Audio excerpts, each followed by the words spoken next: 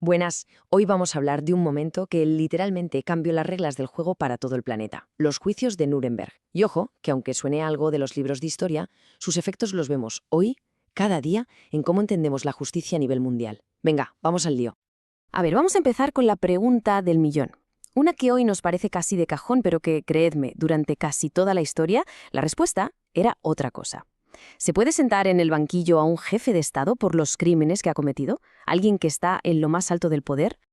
Pues sí, hoy la respuesta es un sí, y bien grande.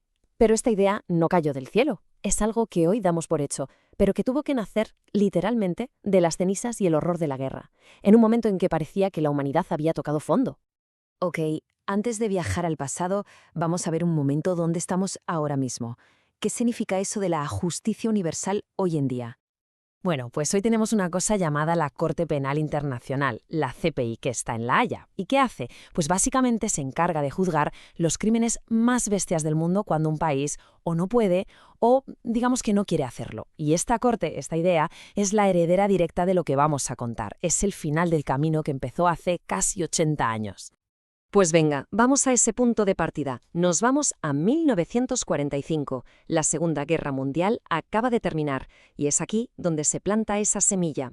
El lugar elegido fue el Palacio de Justicia de Nuremberg.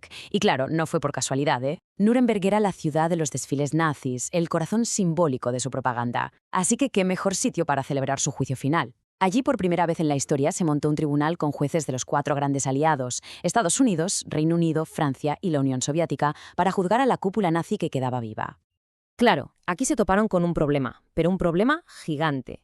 ¿Cómo juzgas algo tan monstruoso, tan planificado, que ni siquiera existían las palabras legales para describirlo? No había precedentes. Y aquí es donde la cosa se pone interesante, donde está la clave de todo. Tuvieron que inventar, prácticamente, las reglas. Definieron 4 cargos principales. Vale, los crímenes de guerra y los crímenes contra la paz ya sonaban de algo. Pero la bomba, lo que lo cambió todo, fue el tercer cargo, crímenes contra la humanidad. Esta fue la figura legal que se creó para poder juzgar el Holocausto. Fue decir, por primera vez, oye, masacrar a tu propia gente de esta manera no es un asunto interno, es un crimen contra la humanidad entera. Y un dato curioso, la palabra genocidio como tal no se usó como un cargo en Nuremberg.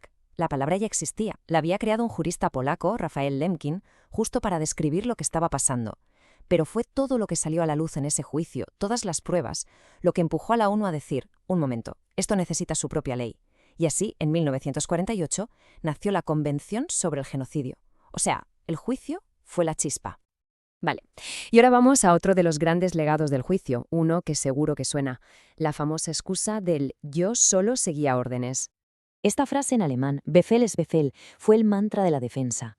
Una orden es una orden. Básicamente decían, yo no soy el malo, yo solo era una pieza en el sistema, un funcionario que hacía su trabajo, la culpa es de los de arriba.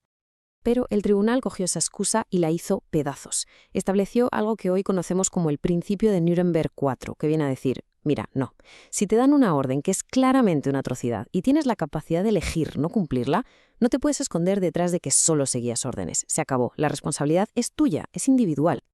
Y con todo esto llegamos a la parte final. Vamos a atar todos los cabos. ¿Qué nos ha quedado de todo aquello?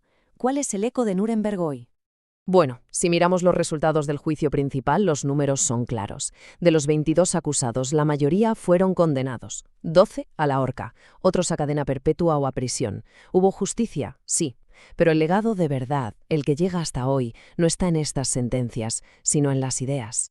Poco después, la ONU recogió todo esto y lo convirtió en los principios de Nuremberg. Son, por así decirlo, las reglas de oro de la justicia internacional moderna.